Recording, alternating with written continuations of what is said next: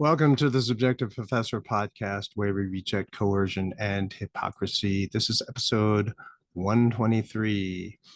And we're going to talk about sloppy terms or sloppy terminology or the sloppy use of terms.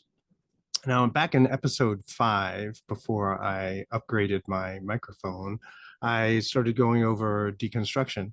Now, deconstruction, some of you may be aware, is part of postmodernism, where they take apart things that they call constructs. If you watched the first part of The Matrix, when Morpheus looks at Neo and he says, "This is the construct," right?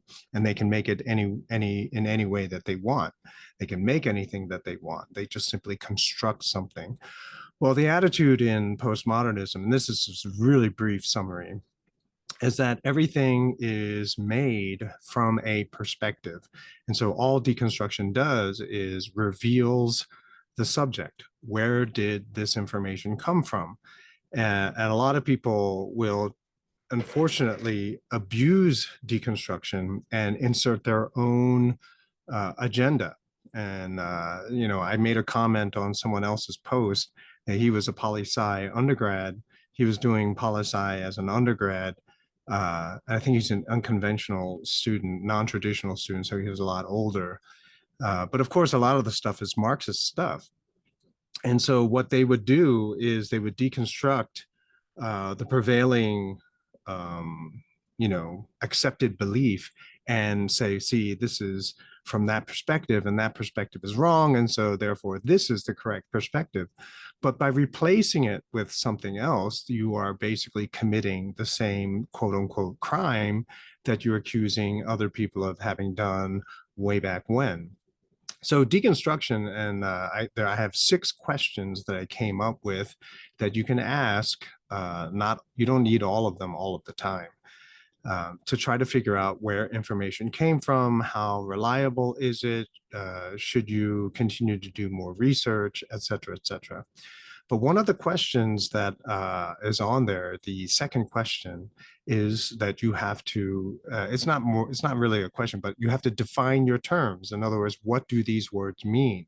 So whatever word that you find yourself using, and it doesn't matter if you think you know what that term means, it's not a guarantee that other people who are using the word are using it in the same way that you're using it, or even imagining the same thing you are. And this approach was awesome when I would teach race theory. And then when things started going woke, it was perfect, right? I would always deconstruct everything. I would reveal subjectivity. So then deciding that something is in fact right, that you're going to choose to believe that as the foundation of your perspective, well, that's a choice. And everyone gets to choose their own starting point. And in this way, and I began every class this way, it would sort of disarm anyone who would try to sort of attack me throughout the class. And the only people who really complained, and I had like a 7% complaint rate, and they were very militant when they did complain. But they complain, if you examine closely what they were, the substance of their complaint was they weren't allowed to force everyone else to believe what they believed was true.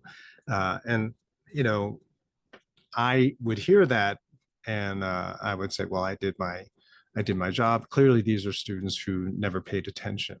All right, so how are we going to apply it to some of the terms that I've listed here in the title? Well, most people, when they use terms, they think that they know what the terms mean, but really, I mean, if you want to be honest, most people only have a general idea, whether it's a good thing or a bad thing, in terms of what the meaning is, but they don't know exactly what it is. I mean, you can do this yourself. A word that you use a lot, it's that Princess Bride meme. You keep using that word. I don't think it means what you think it means. So it's that kind of thing where a lot of people will use a word because it sounds pretty cool. It sounds kind of intellectual. And so you keep using it in the same kind of situation, which has a high probability of being used appropriately. And so you never have to bother to check what the actual meaning is. right? And I compare this to a lot of young Koreans that I encountered over the years, where they would tell me that they understood Korean really, really well, but that they understand it better than they can speak it. And what I realized was that they didn't understand anything, that their understanding was just as bad as their ability to speak that language. So what was really going on was when they would hear Korean, it would be from their parents, and their parents were either angry, happy, sad, and so they would hear words, but they were actually just reading the emotion and facial expressions of their parents, and that reading of their parents' body language made them think that they actually understood what the words meant, but that's not what it was, right? So when you try to press people on what certain words mean, it will come to light very quickly that they have no idea what those words mean, right? And so I think this is what was going on.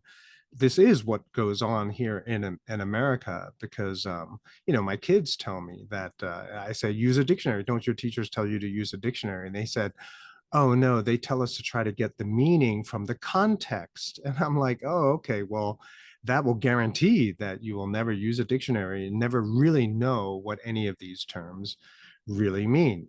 And so people come up with these terms, they'll generate terms, they'll start using it in a certain way in certain situations, they'll attach it to certain people. And so people will get the impression that they kind of know what that word means. Like, is it a good thing? Is it a bad thing? Right. So take the word Nazi, right? Nazi, Nazi. Well, I'm sure some of you may remember that a few years ago, someone asked the question, is it okay to punch a Nazi? Right. And so when that was going on, I would begin every class by saying, so is it okay to punch a Nazi? And and I just said that with no intent. I said, let's see how this will go.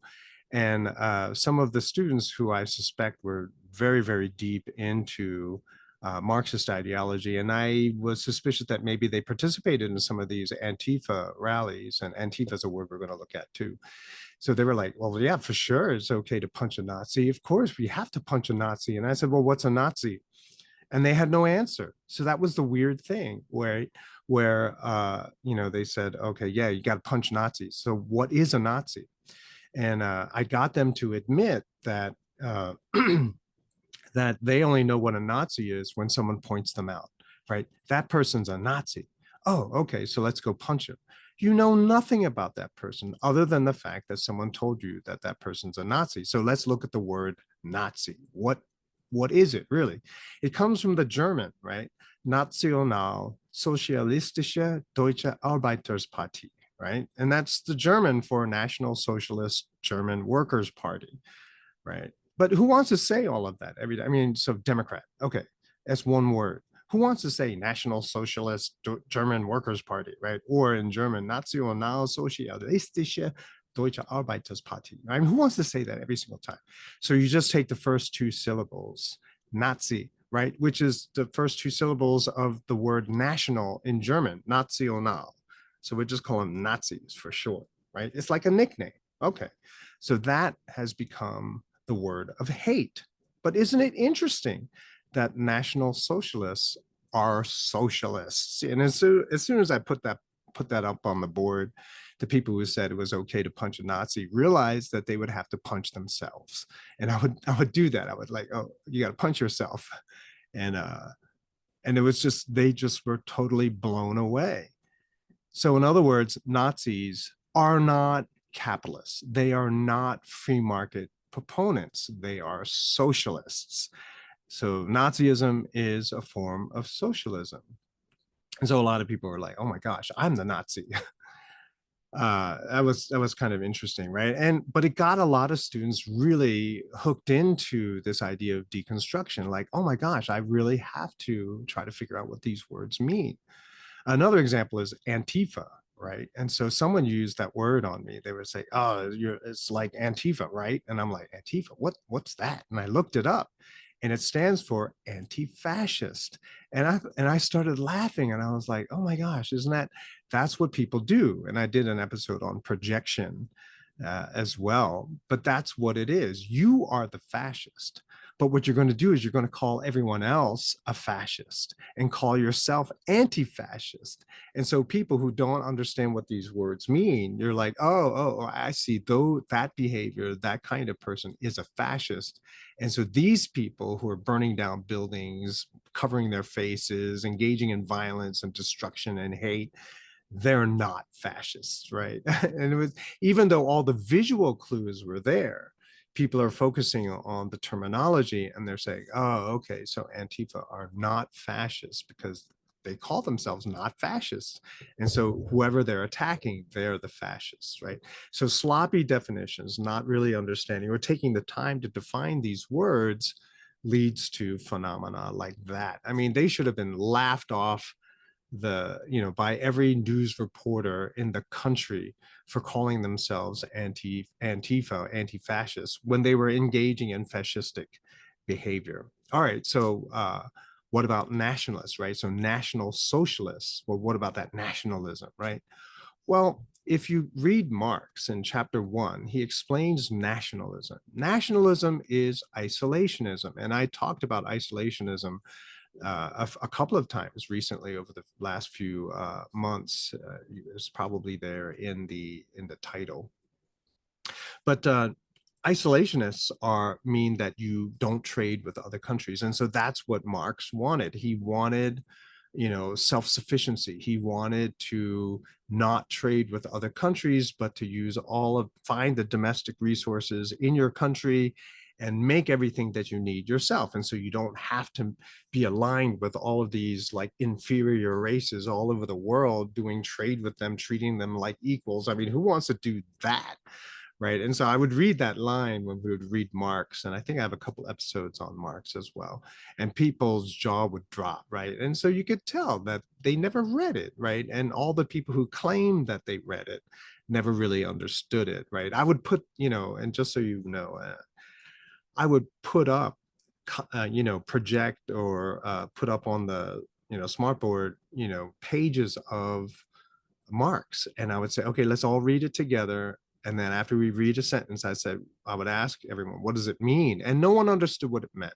And so not only are people not using the dictionary, but when they read, they don't understand what they're reading. And I found this in the middle school as well, which is why I started working and drilling them and working really hard to get them to try to really engage with the text. But anyway, nationalism in the way that Marx meant was no trade, be self-sufficient, be isolationist. And so that meaning is conflated and confused with patriotism, right? The desire to protect your home, your way of life, the rule of law, right? And so anyone who basically takes that position automatically is xenophobic, right? You hate foreigners, you don't want to have immigrants. No, that doesn't mean it means we want to have law. And obviously, it's really easy. Now people are like, oh, should I be a nationalist? That means a hater of foreigners. Or should I be open borders, right? And so you create, because of sloppy definitions, sloppy understanding, not even really understanding what these words mean, right? People think that they're scared into or guilt tripped into taking really, really bad positions. And even when they take bad positions, they still don't use a dictionary. It's kind of interesting. So I brought up using a dictionary a couple of times, and I once upon a time read up on dictionaries, like, oh, how awesome they were. And of course, I read a postmodernist essay on dictionaries, and they were a means of control. And so, okay, subjectively speaking, by standardizing a language, by saying this is the official language, everyone else who speaks a different dialect, they're automatically low class, right? So if this is the official language that you have to use when you report the news or do whatever it is that you do, everyone has to speak this way.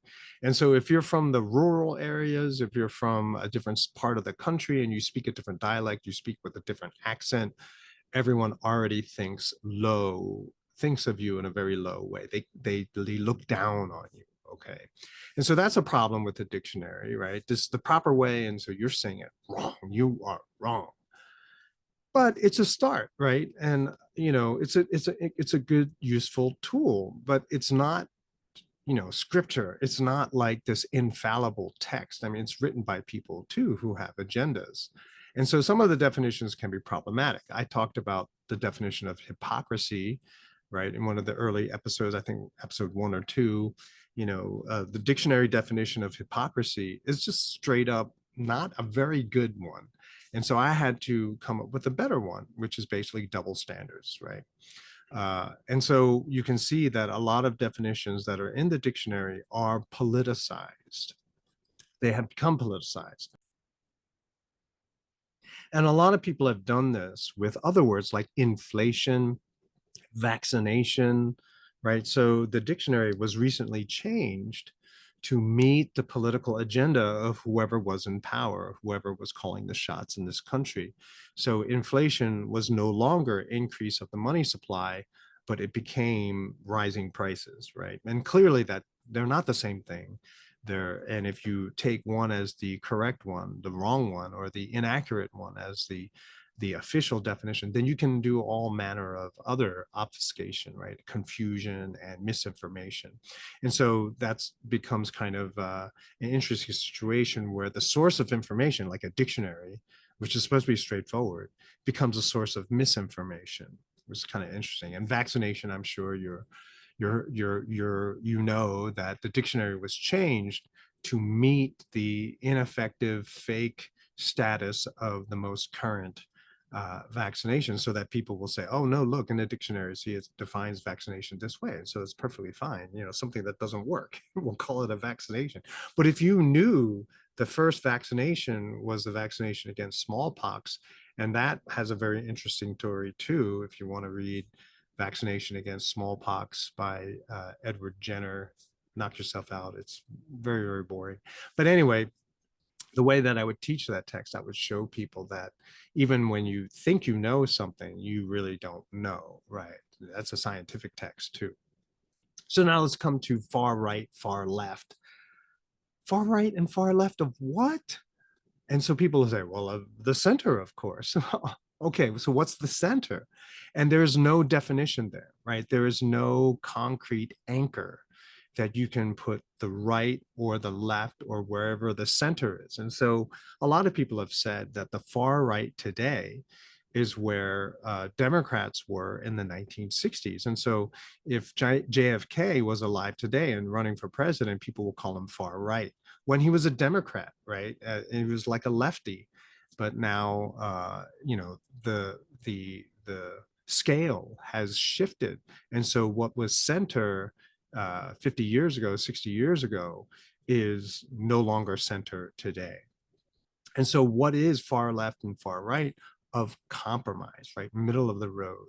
And so then on top of that far left, far right, you're going to have terms like conservative. So they're conservative, the far right, or left, liberal. Hey, they're the good guys.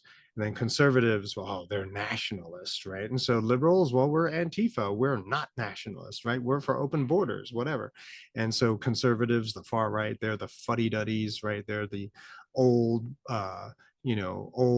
old rich people who won't, who are just totally not hip, not groovy. I'm losing my adjectives here. And of course, if you're not a fuddy-duddy, then you're trendy, right? You are, oh, my middle schoolers were telling me all these new terms. But anyway, so you're hip. Okay. And so then it's like, well, hey, I don't want to be any of those things. Those are my parents. So I must be a lefty. I must be liberal. I must be not nationalist. And therefore I'm cool and trendy. But then, you got to ask yourself, well, not only what center, tie it to something, and no one ever does that. But what about up and down, right? So can we have a far upper left, or how about a far lower right, you know?